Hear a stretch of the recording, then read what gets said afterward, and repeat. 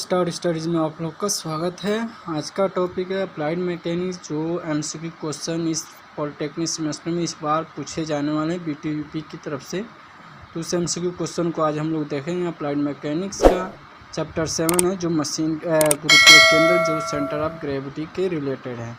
चलिए वीडियो को स्टार्ट करते हैं बिना आपकी वक्त ज़ाया किए। तो हमारे चैनल पर नए हो या अभी तक सब्सक्राइब ना किए हों तो प्लीज़ चैनल को सब्सक्राइब करें, ताकि वीडियो की नोटिफिकेशन इसी तरह आपके पास मिलती रहे। Let start the video of the applied mechanics chapter 8 है, जो सेंटर ऑफ ग्रेविटी के रिलेटेड है। तो ये आपकी स्क्रीन पर सेंटर ऑफ ग्रेविटी दिखाई दे रहा होगा। एमसीक्यू क्वेश्चन है इन हिंदी में। अगर किसी पिंड का भार द्रव्यमान के समानुपाती होता है कि हाँ, नहीं, कि अनुक्रमानिक होता है कि दोनों होता है, ये तो आपको इसमें से राइट आंसर बताना है। तो इसका आपका राइट आंसर होगा ऑप्शन नंबर डी होगा, ए व सी। अनुक्रमानुपाती और आपका समानुपाती चिन्ह आपका एक ही होता है। अनुक्रमानुपाती को या समानुपाती को बात वो एक ही होता है, इसलिए ए व सी दोनों होंगे। भार का ये परिभाषा है, द्रव्यमान के जो भार होते हैं, पिंड के भार जो द्रव्यमान के समानुपाती होते हैं, ये आपका भार की परिभाषा है।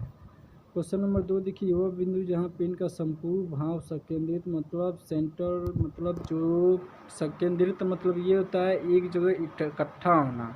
और वो क्या इकट्ठा होने वाला है, आपके जहाँ वो संपूर्ण प्रभाव उसकी, जो यहाँ पर आप लोग देखते हैं किसी भी प्रेशर से आप किसी वस्तु को उठा देते हैं, तो किसी जिस बिंदु पर वो प्रेशर लगाते हैं वो बिंदु ही वो संपूर्ण पिंड का प्रभाव रहता है वो, तो उसी को हम लोग संकेंद्रित कहते हैं। उसका मतलब क्या कहते हैं, उसे सेंटर ऑफ एरिया कहते हैं कि सेंट्रॉइड कहते हैं कि सेंटर ऑफ ग्रेविटी के कंसंट्रेटेड।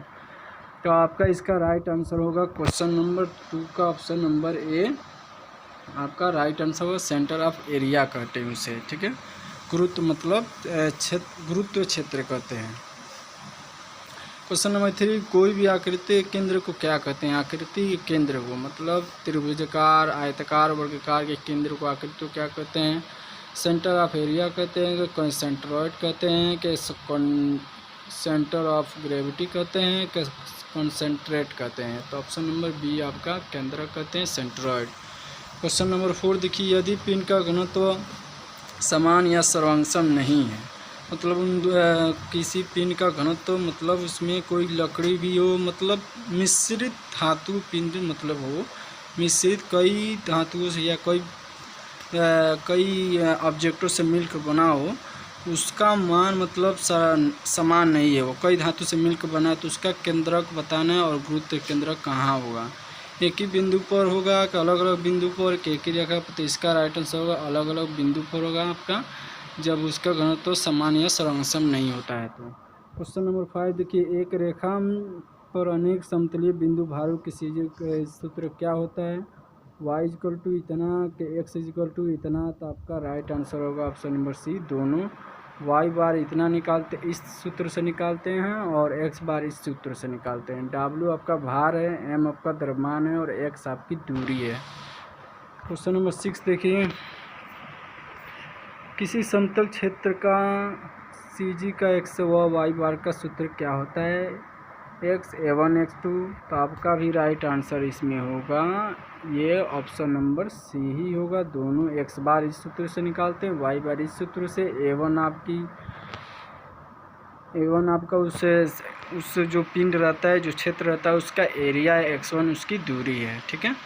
तो दोनों होगा ए व बी। तो एक समान मोटाई की छड़ की CG कहाँ होगा? एक समान मोटाई मतलब एक समान होना चाहिए लंबाई और चौड़ाई, मतलब मोटाई उसकी एक समान मोटाई, मतलब गोलाकार में होनी चाहिए। उसको कहाँ, उसका आपके CG कहाँ होगा? सेंटर ऑफ ग्रेविटी कहाँ होगा? L/4 के L/6 के L/2। तो आपका राइट आंसर होगा सी, L/2 होगा, मतलब छड़ के लंबाई के आधे बिंदु पर होगा।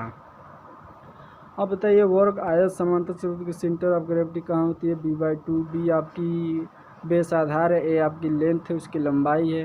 तो आपको बताना B/2 K/2 होगा, B/4 K/2 होगा। तो आपका option number A right answer होगा, B/2 A/2, मतलब दोनों के मध्य में स्थित होगा सेंटर ऑफ ग्रेविटी।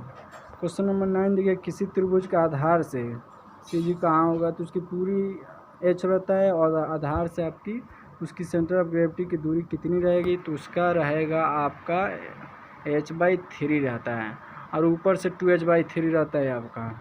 जब h/3 में से माइनस से h घटा देंगे तो आपका बचेगा 2h/3। तो देखिए किसी यहाँ पे आपको दिखा दे रहा है किसी त्रिभुज का शीर्ष मतलब ऊपर से सेंटर ऑफ ग्रेविटी की दूरी कितनी होगी, तो आपका ऑप्शन नंबर मैंने पहले ही बता दिया, ऑप्शन नंबर ये होगा। जब h/3 में से h घटाएंगे h-h/3 तो 2h/3 आएगा, ऑप्शन नंबर ये राइट आंसर होगा। क्वेश्चन नंबर 11 देखिए आपके क्या करा, किसी वृत्ताकार पटल के मतलब वृत्ताकार होना चाहिए पटल के, उसका सेंटर ऑफ ग्रेविटी कहाँ होगा, d/2। d आपका डायमीटर है, ठीक है, व्यास है, तो d/2 तो कभी भी d/2 ही रहेगा आपका आंसर इसका। इसलिए कि व्यास जो अभी बताया था छड़ की लंबाई का आधा, तो इसी के सेंटर जो रहती है उसकी डायमीटर उसी के आधे बिंदु पर मतलब आधे दूरी पर सेंटर ऑफ ग्रेविटी स्थित रहता है। क्वेश्चन नंबर 12 देखिए, किसी अर्धवृत्ताकार पूछ रहा है, ये अर्धवृत्ताकार पटल की सीजी कहाँ होगी, वाई बार के बताइए 4r/3π के एक्स बार। सबसे पहले ये अब देखिए कि सेंटर ऑफ ग्रेविटी जो अर्धवृत्ताकार रहेगा वो वाई बार में 2 भागों में कटेगा कि एक्स बार में 2 भागों में कटेगा, तो कभी भी आपकी वाई बार में कटता है मतलब आधा आधा 2 भागों में विभाजित होता है। तो कभी भी 2 भागों में विभाजित समान तरह से हो जा रहा है तो उसका सेंटर ऑफ ग्रेविटी निकालेंगे, और नहीं हट रहा है, नहीं एक्स बार से हट रहा है नहीं वाई बार से, तो आपका ए व बी होगा। अगर एक्स बार से कट रहा है तो आपका ये ऑप्शन नंबर बी होगा, और नहीं कट रहा है तो ऑप्शन नंबर सी, और वाई बार से कट रहा है तो ऑप्शन नंबर ए। तो आपका इसमें ऑप्शन नंबर जब अर्धवृत्ताकार पटल की सी जी कहाँ हुई, अर्धवृत्ताकार पूछ रहे हैं तो ऑप्शन नंबर ए होगा। इसलिए ऊपर से जब कटेगा तो 2 भागों में समान विभाजित हो जाएंगे।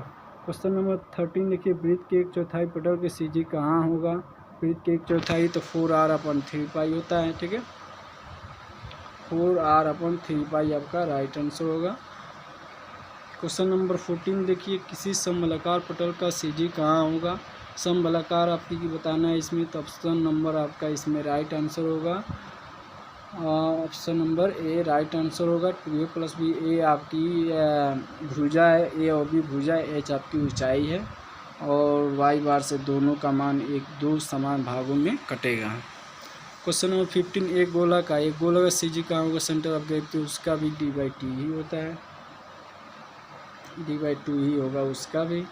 अर्धगोला का सीजी कहाँ होगा, अर्धगोला का सीजी कहाँ होगा उसका भी आपका 4r/x बार कितना होगा, अर्धगोला पर पूछ रहा है अर्धगोला, तो आपका इसका राइट आंसर होगा कोई नहीं, इसलिए वाई बार ही कटेगा उसके 2 भागों में, तो कोई नहीं होगा इसका राइट आंसर आपका। तो एक ठोस शंकु का सीजी आपको बताना है, एक ठोस शंकु का सीजी सेंटर ऑफ ग्रेविटी कहाँ होगा, h/4 पर कि 3h/4 पर कि दोनों के ए कोई नहीं, तो आपका राइट आंसर होगा एक ठोस शंकु का सेंटर ऑफ ग्रेविटी दोनों का h/4 पर भी होगा और 3h/4 पे भी। जब h इसमें से h-h/4 घटाएंगे तो फिर 3h/4 आएगा। तो ठोस शंकु आधार और शीर्ष से दोनों का मान ए और बी होगा सेंटर ऑफ ग्रेविटी की दूरी। क्वेश्चन नंबर 18 देखिए, किसी बेलन तथा समप्रिज्म मतलब समान प्रिज्म का सेंटर ऑफ ग्रेविटी कहाँ होगा, l/4 के l/6 के l/5 के l/2, तो इसका भी l/2 ही रहेगा। और क्वेश्चन नंबर 19 का किसी आयताकार ठोस घन का सीजी कहाँ होगा, तो इसका भी आपका राइट आंसर l/2 ही होगा। क्वेश्चन नंबर 20 मैंने आपके लिए बनाया, जरूर कमेंट बॉक्स में इसका बताएं राइट आंसर क्या होगा, फलक किसे कहते हैं। बहुत ईजी है, आप कमेंट बॉक्स में इसका राइट आंसर बता सकते हैं, नहीं बताएंगे तो नेक्स्ट वीडियो में आपके साथ में बताऊंगा कि फलक किसे कहते हैं। चलिए वीडियो समाप्त।